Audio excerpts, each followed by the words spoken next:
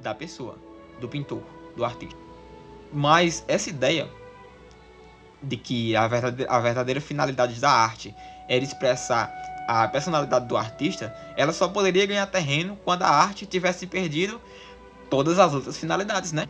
A partir daí, as pessoas que se interessavam por arte, elas passaram a procurar em exposições e nos estúdios já não mais uma exibição de uma habilidade comum, que com esforço, estudo e prática, qualquer um pode alcançar. E eu digo isso firmemente, porque qualquer pessoa com tempo e dedicação, ela pode alcançar níveis de virtuosismo técnico absurdos. Mas se qualquer pessoa pode fazer isso, por que a gente vai glorificar tal exatidão, tal habilidade?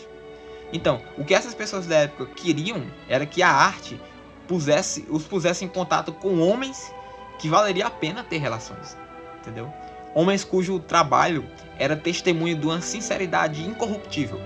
Artistas que não se contentavam apenas em copiar efeitos dos outros e que não dariam uma única pincelada sequer sem se perguntarem a si mesmo do porquê eles faziam isso, sem satisfazer a sua consciência artística. E é principalmente a esse respeito que a história da pintura do século XIX ela difere muito da história da arte antecedente, porque nos períodos anteriores eram usualmente os mestres mais notáveis, os mais cultuados, os artistas cuja habilidade era suprema e inimaginável. Eram eles que recebiam as encomendas mais importantes e, portanto, somente eles se tornavam muito famosos. Mas depois dessa ruptura, a palavra arte, o ofício do artista, adquiriu para nós um significado diferente, no sentido de que a história da arte do século XIX ela não é a história dos mestres de maior êxito e bem mais pagos desse período. A gente a vê como a história de um punhado de homens solitários que tiveram a coragem e a persistência de pensarem por si mesmos, de examinarem as convenções sem temor e termos críticos, e assim eles começaram a criar novas possibilidades para a arte. Eu falei um pouco ali sobre impressionismo, então pintores como Delacroix, Courbet e Manet, que foram os primeiros precursores do impressionismo, eles concluíram que toda a pretensão de arte tradicional de representar a natureza, tal como a vemos, se baseava, na verdade, numa concepção errônea. No máximo, eles admitiram que a arte tradicional ela encontrou um meio de representar os homens e os objetos sob condições muito artificiais. Quem já estudou um pouco de desenho ou pintura, com certeza já viu o exemplo lá daquela bolinha, e a bolinha ela é escura na parte de baixo, e onde a luz incide, ela é brilhosa.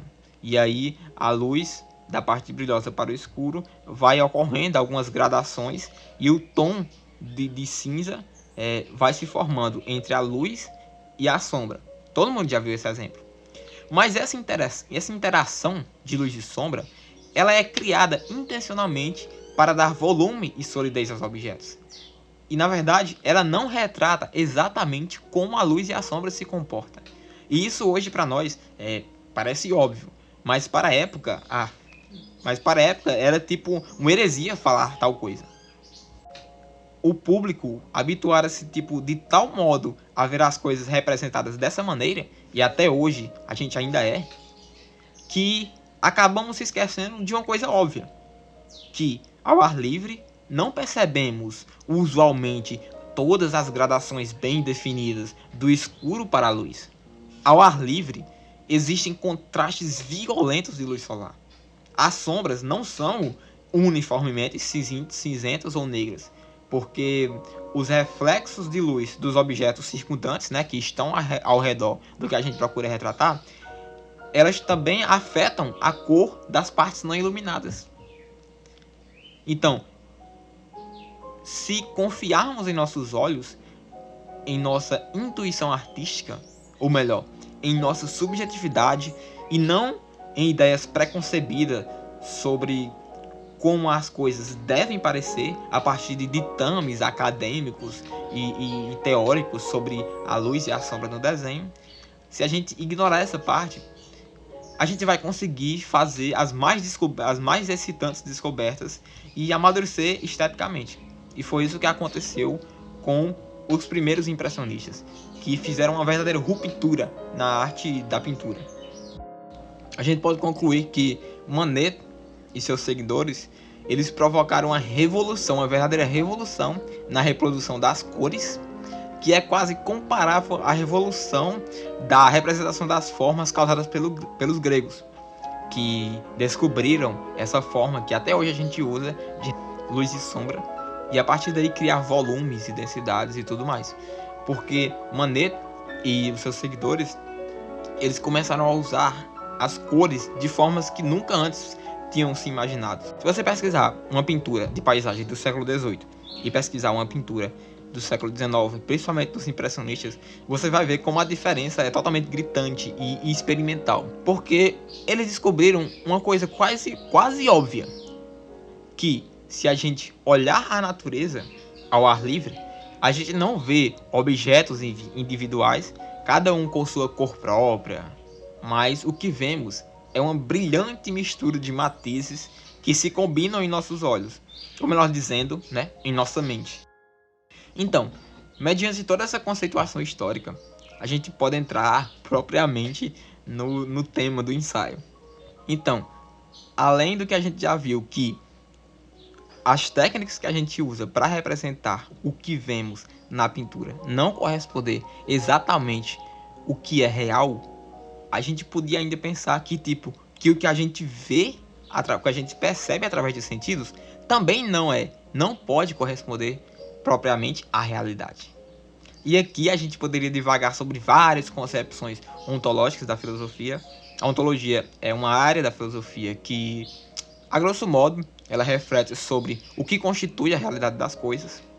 Ou então a gente poderia retornar ao clássico debate da epistemologia, sobre o empirismo versus racionalismo. Se só podemos formular conhecimentos seguros através dos sentidos ou através da razão. Mas enfim, para evitar toda essa tangente de temas, vamos continuar nossa linha de raciocínio aqui. Então, depois de séculos desta ruptura, eu afirmar, nossa, tá muito bonito, porque tá muito parecido com a pessoa que você pintou. Isso é, no mínimo, um anacronismo conceitual. Porque já deixou de ser um elogio, e até de ser uma verdade.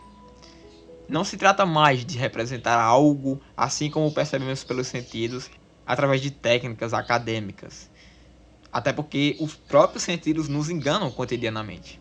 Então, através do trabalho de grandes artistas que a gente pode acompanhar pelo Instagram, dá para perceber que o verdadeiro fito deva ser captar coisas que os sentidos, de forma imediata, não apresentam para nós.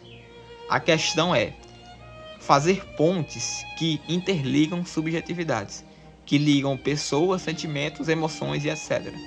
Quando eu pinto um retrato, eu busco captar a alma da pessoa, um sentimento que seu rosto expressa. Fazer um verdadeiro retrato da vida, entre aspas, espiritual de uma pessoa em uma determinada época. Claro que tudo isso que eu falei, ele pode ser expresso através do virtuosismo técnico de um artista.